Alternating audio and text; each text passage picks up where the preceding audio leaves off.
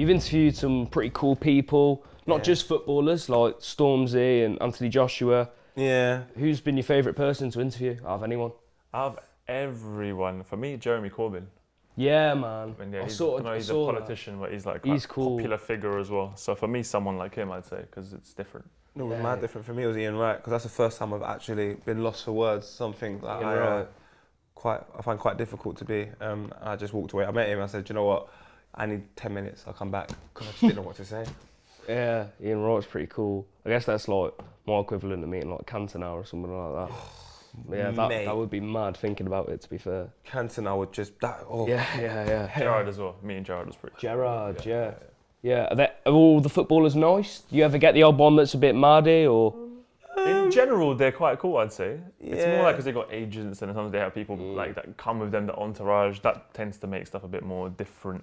They're very media trained though, so like as soon as they get in, there's some cameras and stuff. It's instant robotic. Hello, I am. Nice to meet you. Let's do this. Take care. Wonderful. That's the most difficult picture. Part. Like that is just really structured and all. Some people you meet, they're just like, "What's going on?" You're like, "Don't care." You're just like, "What a guy." More real. What a guy.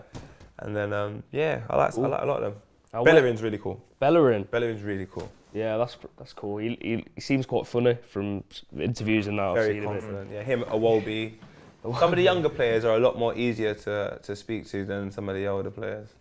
So where can you see your future on COPA 90 and as guys going forwards in YouTube or? I don't know, because I've been reading and listening to a lot of stuff and the future doesn't exist. Yeah. So I'm not sure. However, I would like to be happy. I'd like to be enjoying what I do, wherever that may be, and maybe working with young people. I like to work with young people. I think that would be quite fun. I want to work in a bakery. Like my whole journey of bread, I realised that was like a subconscious. Yeah. He wants to be a baker. The future doesn't exist over in my head, so. Wicked. Obviously, Dillon is part of Jamie Johnson, this children's sort of football drama, and you're in this sort of revolutionary wave of football now that's happening through YouTube and that sort of thing. So what's it like to be part of that? I think it's quite surreal, because this didn't exist like 5 years ago.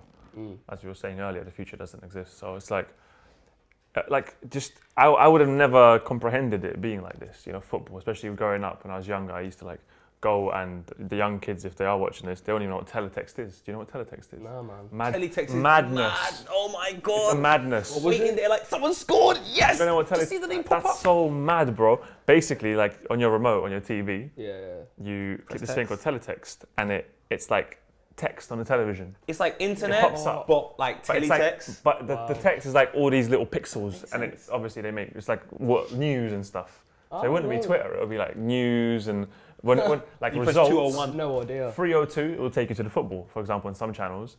And then you'd have like live results coming up.